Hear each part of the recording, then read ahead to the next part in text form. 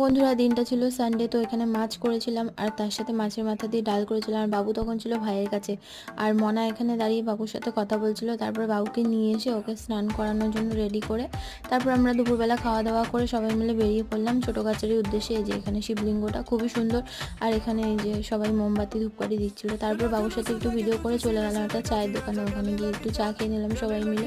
তারপর আবার একটু ভিডিও করলাম, করে নিয়ে ওখানে একটা সাঁকো ছিল, ওখানে ওই সাঁকোটা আগে কাঠের ছিল, ওখানে এখন লোহার সাঁকো করেছে। তো ওখানে গিয়ে একটু ভিডিও করছিলাম, ফটো তুলছিলাম। তো বাবু ছিল ওর বাবার বাইকে, আর সাইড সিনটা দেখুন কি সুন্দর, খুবই ভাল লাগছিলো।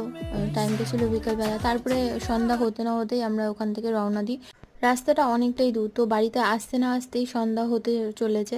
তো বাড়িতে যখন ঢুকেছি তখন পুরো সন্ধ্যা হয়েই গেছে, আর তারপর বাড়িতে এসে বাবুকে খাইয়ে দিই। যাই হোক, ভিডিওটা এই পর্যন্তই। ভালো লাগলে লাইক শেয়ার করবেন, পাশে থাকবেন। আজ তবে আসি, দেখা হচ্ছে নেক্সট শটে, টাটা।